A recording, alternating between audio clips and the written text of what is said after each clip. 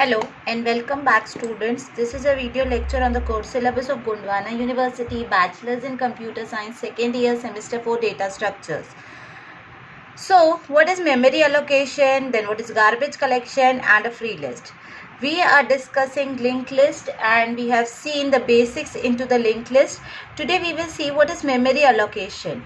While inserting a new node into a list, one requires a mechanism which provides unused memory space for the new node. तो जब भी आप अपने link list में एक नया नोड इंसर्ट करने की कोशिश करेंगे तो हमें ऐसा मैकेनिज्म लगेगा जिसमें हमें एक अनयूज मेमोरी स्पेस लगेगी. ठीक है. Similarly the memory space should be available for future use if node is deleted from the list. और वैसे ही अगर इस नोड को हमने इस लिस्ट से डिलीट कर दिया तो भी वो नोड आगे किसी और के लिए फ्यूचर यूज के लिए अवेलेबल होना चाहिए. ठीक है. तो that is called as deallocation of memory. आप समझिए, मैंने आपको जब लिंक लिस्ट पढ़ाना शुरू किया तो आई सेड कि it can be visualise as your railways, एक ट्रेन के तरह जिसमें बोगीज अटैच होते हैं. प्रोवाइडेड एक बोगी हमें और अटैच करनी हो तो प्रोवाइडेड वो बोगी अभी कहीं यूज में ना हो. यूज में है तो ले कैसे सकोगे. तो अनयूज्ड लोकेशन चाहिए, फ्री लोकेशन चाहिए, उसे हम यहाँ इंसर्ट करेंगे. एंड वो डी अलोकेशन भी होना चाहिए, मतलब आपका यूज होने के बाद if you remove, if you delete the node तो वो आगे किसी और के फ्यूचर यूज के लिए अवेलेबल होना चाहिए. तो इन मेमोरी अब आपके पास ना, आप मेमोरी में, अपने मेमोरी में एक स्पेशल लिस्ट रखोगे जिसमें सारे अनयूज्ड शेल रहेंगे. Having its own pointer is maintained along with the link list and this list is known as the list of available space, free storage, free list. और ऐसे आप avail भी बोल सकते हो. ठीक है. क्या बोलोगे आप इसको? अवेल. इस लिंक लिस्ट का नाम होता है अवेल. ठीक है. तो इसका काम क्या होता है ये, और अपार्ट फ्रॉम जो लिंक लिस्ट आप वर्क कर रहे हो उसके अलावा ये वाली लिंक लिस्ट जो है ये भी मेमोरी में अवेलेबल रहती है. और इस लिंक लिस्ट में सारे फ्री या अनयूज्ड से ये बोलना चाहिए unused cells are there, memory cells are there. तो देख लेते हैं. Any process of collection of all unused node and returning them to available space for free pool is called as garbage. तो ऐसे जितने भी नोड्स हैं जो आपके कोई यूज़ के नहीं हैं, वो अगर गार्बेज में पड़े हुए हैं, कहीं पड़े हुए हैं, उनको इस तरीके से फिर से यूज़ में लाना for free pool is called as garbage. अब कंपैक्शन क्या होता है? Combining all adjacent and free blocks in one large hole is called as compaction. जैसे कि 2 ब्लॉक यहाँ खाली थे, 4 ब्लॉक्स कहीं और खाली थे, सबको एक साथ एक लार्जर फ्री मेमोरी लोकेशन बना दी ना लिंक लिस्ट. वही तो हमें करने देता है. That is the advantage. Link list क्या करता है? तुम भी आके जुड़ जाओ, तुम भी आके जुड़ जाओ, एक सीरीज बना लेता है. तो ये जो फ्री लोकेशंस अलग अलग जगहों पे टुकड़े टुकड़ों में पड़े थे, लिंक लिस्ट ने इन सबको कंबाइन करके एक लार्ज एरिया बना दिया फ्री लोकेशंस का.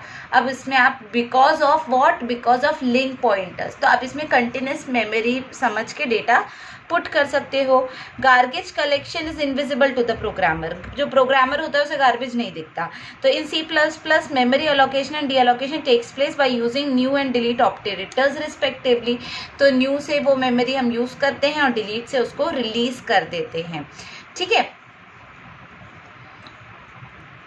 अब बात होगी ओवरफ्लो और अंडरफ्लो की. ऐसा नहीं है कि ये दो टर्मिनोलॉजीज हमने पहले कभी पढ़ी नहीं है.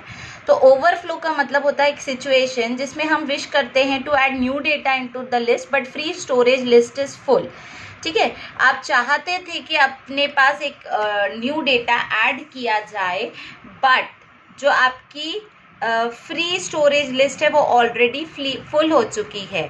इसका मतलब you don't have your that is memory is not enough, then such situation is called as overflow. एक सिचुएशन जिसमें आप किसी एलिमेंट को डिलीट करना चाह रहे हो एक खाली लिस्ट में से, तो इस सिचुएशन को अंडरफ्लो कहेंगे. तो ये दो सिचुएशन वैसे भी पहले पढ़ चुके हैं. अब बात करते हैं ये दो सिचुएशंस यहाँ पे बेसिकली इसीलिए डिस्कस की गई क्योंकि अब हम इंसर्शन एंड डिलीशन करने जा रहे हैं. तो ये केस हमें हमेशा स्टडी करना होता है. अगर हम इंसर्शन करने जा रहे हैं तो ये देखना ज़रूरी है कि इंसर्ट करने के लिए वहाँ जगह है भी या नहीं है, या वो पहले से फिल है. और डिलीशन करते वक्त हमें ये ज़रूर चेक करना होता है कि उसमें कुछ है भी डिलीट करने के लिए या वो खाली है। तो ये दोनों चीज़ें आपको ध्यान में रखनी है। This so let's begin with the algorithm to insert a new node in a link list. तो insert start item and LOC.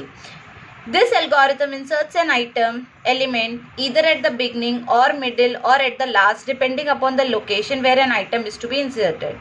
Thus, find the LOC using search algorithm. तो ये एल्गोरिथम क्या कर रहा है, कहाँ इंसर्शन कर रहा है, उसने सारे केसेस बता दिए कि this algorithm inserts an element या तो बिगनिंग में या तो मिडिल में या तो लास्ट में, तीनों जगह पे इंसर्शन कर सकता है। Depending upon what, depending upon the location, जो लोकेशन आपको वो बोलेगा उस लोकेशन पे आप इंसर्शन कर दोगे। दस find the LOC using search algorithm. तो सबसे पहले आपको सर्च एल्गोरिथम से वो जगह ढूंढनी होगी जहाँ पे आपको इंसर्शन करना है। चलो कुछ पैरामीटर्स तो इसे लगते हैं, जैसे कि न्यू एन। ये न्यू एन पैरामीटर मतलब ये node which is to be inserted in a new link list, जो जिसे आप इंसर्ट करने की कोशिश कर रहे हो उसका नाम है न्यू एन। स्टार्ट तो ऑब्वियसली आपका स्टार्ट पॉइंटर है, indicates the address of the first node and consist of 2 parts, info part and link part. Item क्या है, item it is an information to be inserted in a new node. Item क्या है, वो information है जिसे आप insert करना है। LOC it is the address of the node in link list where items is to be inserted. तो item it is an information, new N जो है उस नोड का नाम है और आइटम उसमें कौन सी इंफॉर्मेशन आएगी वो बात चल रही है। और LOC एड्रेस है of the node in the link list where item is to be inserted. ठीक है, तो ये सारे पैरामीटर्स एक बार क्लियर हो जाते हैं। तो सबसे पहले आपको allocate the memory to new node. सबसे पहले अपने जो न्यू नोड है उसको कुछ मेमोरी मिलनी चाहिए। तो आप एक गेट नोड करके न्यू नोड ले लो। तो न्यू नोड तो आपके पास है ही नहीं ना, तो आप एक मेमोरी लोकेशन आपको गेट नोड से मिल जाएगी। इफ़ न्यू नोड इज़ नल, मतलब आपके पास नया नोड अवेलेबल नहीं है, आपके फ्री पूल में जहां आप सोच रहे थे कि सारे खाली अनयूज मेमोरी सेल्स रखे होंगे, वो वहां पे कुछ भी नहीं था, गेट नोड ने कुछ रिटर्न नहीं किया, तो न्यू नोड नल था। ऐसे में आप बोलोगे कि मेमोरी ही नहीं है तो इंसर्शन पॉसिबल नहीं है, रिटर्न कर दो। अदरवाइज बहुत सिंपल है, न्यू नोड मिल चुका है, न्यू नोड के इन्फो पार्ट में आइटम डाल दो और न्यू नोड के लिंक पार्ट को नल कर दो। नल क्यों करो भाई, क्योंकि न्यू नोड अगर लास्ट में जा रहा है तो उसका लिंक कहीं नहीं जाएगा, उसका लिंक नल पे जाएगा। पर मान लो हमारा स्टार्ट नल नहीं था, if start is not null, if start is not null तो मतलब न्यू नोड के लिंक में स्टार्ट आ सकता है और स्टार्ट बन जा सकता है न्यू नोड, यानी आप उसको बिगनिंग में रख दो। एल्स न्यू नोड के लिंक में LOC ऑफ लिंक डाल दो और LOC ऑफ लिंक में न्यू नोड डाल दो। ये क्या हुआ समझेंगे, न्यू नोड के लिंक में जो नया नोड आया है ना उसके लिंक पार्ट किसको इक्वल कर रहा है, LOC के लिंक को। LOC कौन है, it is the address of the node in the link list where item is to be inserted. And then आप क्या कर रहे हो, बीच में इंसर्शन कर रहे हो ना, तो इसका लिंक LOC के लिंक को जाएगा और LOC का लिंक न्यू नोड को जाएगा। आपको समझा तो फिर आप मुझे बताएंगे, नहीं तो you will write it in the comment so that I can repeat this topic. Now understand, यहाँ पे कुछ यूज़ किया गया था, दैट वाज गेट नोड, उसका डिस्क्रिप्शन है यहाँ पे। So what is get node? Here get node first checks whether memory is available or not from the available list. मैंने आपको बताया एक फ्री नोड्स की या फ्री मेमोरी की लिस्ट बनी हुई है, वहाँ जाके चेक करता है कि कुछ है भी या खाली है। अगर अवेलेबल है तो न्यू नोड को वो फ्री लोकेशन अनसाइन हो जाएगी और अदरवाइज नहीं असाइन होगी और आपका पॉइंटर अपडेट हो जाएगा। तो this is an algorithm for insertion into your link list. आपको पैरामीटर्स अच्छे से समझे हुए होने चाहिए। जैसे न्यू एन उस नोड का नाम है जो आप इंसर्ट करने जा रहे हो, ठीक है। बट न्यू नोड जो नाम लिया है इसमें नोड आएगा या नहीं आएगा ये कौन डिसाइड करेगा, ये गेट नोड फंक्शन डिसाइड करेगा, ठीक है। और स्टार्ट तो ऑब्वियसली आपको पता है कि फर्स्ट नोड का एड्रेस हमेशा स्टार्ट में रहता है। आइटम, जो आइटम न्यू नोड में जाने वाला है, और एलओसी उस न्यू नोड का एड्रेस है। ठीक है, तो एलओसी क्या है, उस न्यू नोड का एड्रेस है, मतलब एलओसी के लिंक में न्यू नोड का एड्रेस होता है। और वही चीज़ यहाँ पे लास्ट पॉइंट में की गई थी कि आप यहाँ पे जब मिडिल में कर रहे हो तो जो बेसिकली क्या होता है कि एलओसी का लिंक न्यू नोड को पॉइंट करता है, बट अब ऐसा नहीं होगा।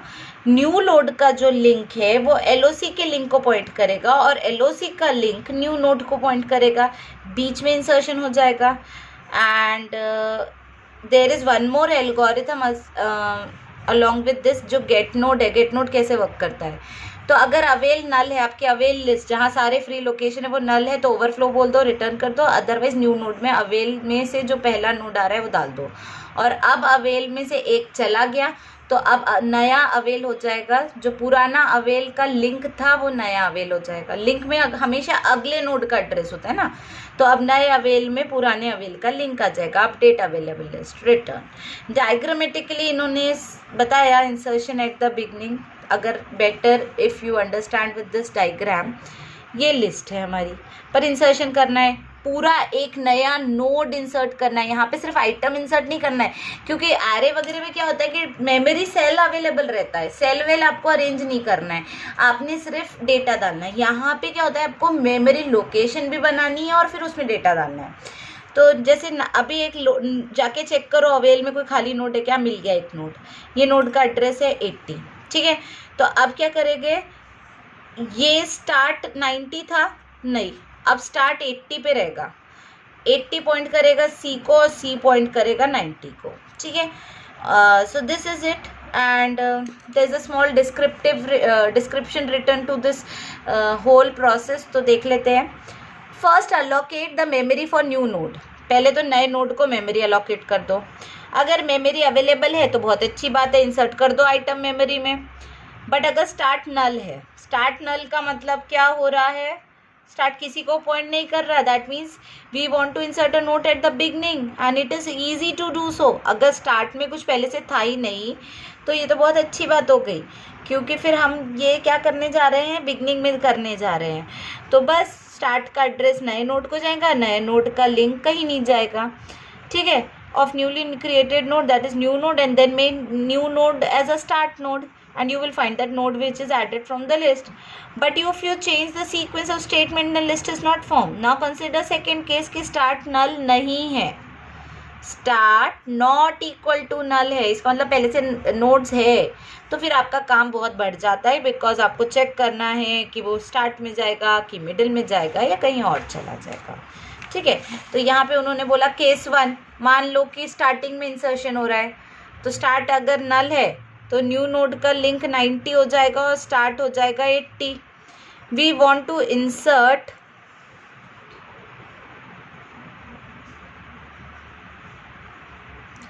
स्टार्ट अगर 90 था तब we want to insert a new item between item D and B, so after searching for info D we get location C. अभी मिडिल वाला चेक कर लेते हैं।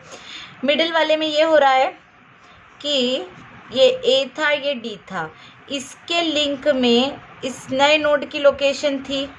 ठीक है, बट अब आपको इसके बीच में लाना है ना, तो ये एलओसी के लिंक में जो था अब उसमें क्या आ जाएगा, न्यू नोड, और न्यू नोड के लिंक में आ जाएगा जो एलओसी का लिंक था। Insertion in the middle, new node के लिंक में डाल दो एक्स, है ना, न्यू नोड के लिंक में डालो एक्स, और एक्स पॉइंट किसको करेगा, डी के लिंक को, तो एलओसी का लिंक बन गया 120। Therefore न्यू नोड का लिंक विल बी एलओसी का link, which implies new node के लिंक में आ गया 120 एंड एलओसी के लिंक में आ गया न्यू नोड एंड एलओसी का लिंक हो गया 110। ठीक है, again this is also shown diagrammatically, you can see this, and in the next class we will see the deletion algorithm. Till then keep revising. Thank you.